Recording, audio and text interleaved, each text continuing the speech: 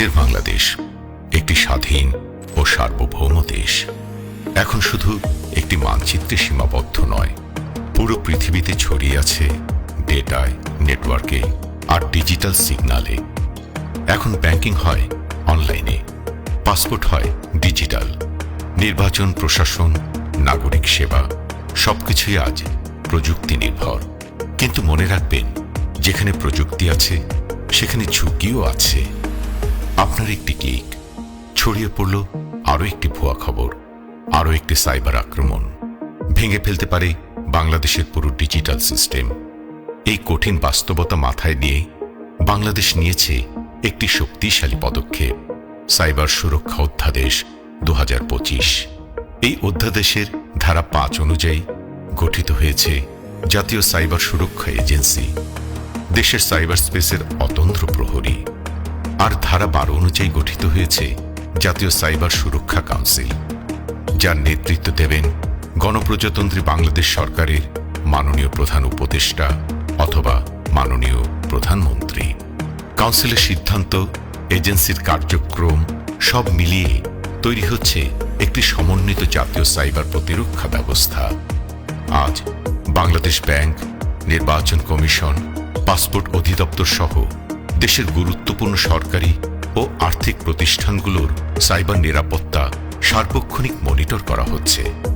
ইতোমধ্যে 35টি প্রতিষ্ঠান ঘোষিত হয়েছে গুরুত্বপূর্ণ তথ্য পরিকাঠামো CII হিসেবে। ঝুঁকি বিশ্লেষণ, সাইবার আক্রমণের আগাম সতর্কতা এবং ইমার্জেন্সি রেসপন্সের পাশাপাশি চলছে CII এর নিয়মিত সভা, সেমিনার ও সাইবার ড্রিল আয়োজন। জাতীয় সাইবার সুরক্ষা এজেন্সির অধীনে চালু হয়েছে ন্যাশনাল CERT, ইমার্জেন্সি রেসপন্স টিমের সার্বক্ষণিক নজরদারি, রিয়েল টাইম থ্রেট মনিটরিং এবং প্রয়োজন অনুযায়ী তাৎক্ষণিক প্রতিক্রিয়া দেখানোর সমন্বয়ে তৈরি করা হচ্ছে সাইবার প্রতিরক্ষা ব্যবস্থা।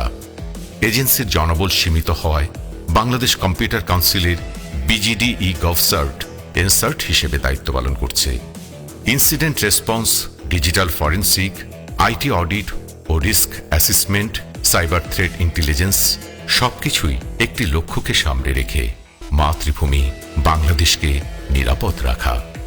আসলে সাইবার হুমকি কিন্তু শুধু হ্যাকিংয়ে সীমাবদ্ধ নয়। গুজব, ভুয়া তথ্য, সহিংসতা, উস্কানিমূলক কন্টেন্ট, অনলাইন জুয়া ও প্রতারণা এসবও সমান ভয়ঙ্কর। এই কারণেই জাতীয় সাইবার সুরক্ষা এজেন্সি আইনশৃঙ্খলা বাহিনী এবং BTRCর সঙ্গে সমন্বিতভাবে কাজ করছে। অনলাইন জুয়া প্রতিরোধে এ পর্যন্ত 174টি সোশ্যাল মিডিয়া লিঙ্ক, 1266টি ওয়েবসাইট এবং 14,435টি MFS অ্যাকাউন্ট শনাক্ত করা হয়েছে। এই সকল লিঙ্ক ও অ্যাকাউন্ট বন্ধের কার্যক্রম চলমান।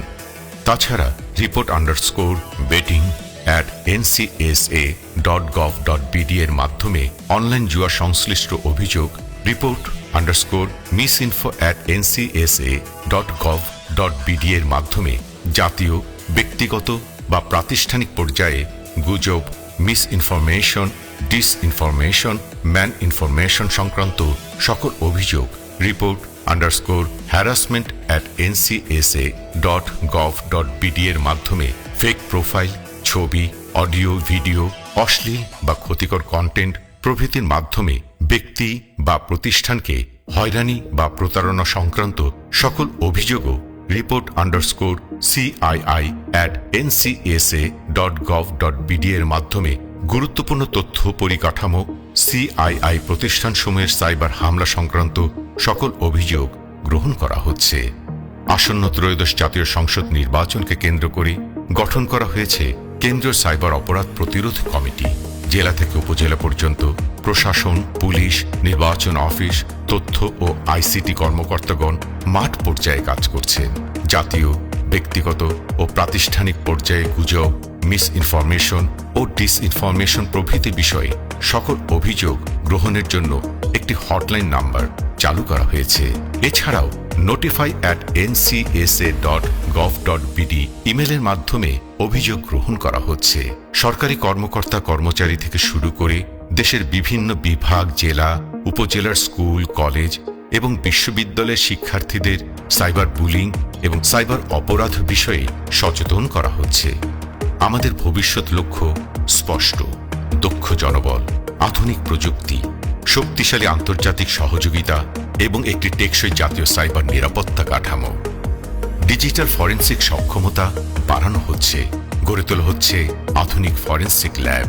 এমনকি ভবিষ্যতে পুলিশ, বাংলাদেশ ব্যাংক, আর্থিক প্রতিষ্ঠান এবং সাইবার বিশেষজ্ঞদের নিয়ে একটি কেন্দ্রীয় এন্টি ফ্রড প্ল্যাটফর্ম করার পরিকল্পনাও রয়েছে। জাতীয় সাইবার সুরক্ষা এজেন্সি দেশের উন্নয়ন, নিরাপত্তা এবং ডিজিটাল ভবিষ্যৎ রক্ষায় দৃঢ়ভাবে প্রতিশ্রুতিবদ্ধ।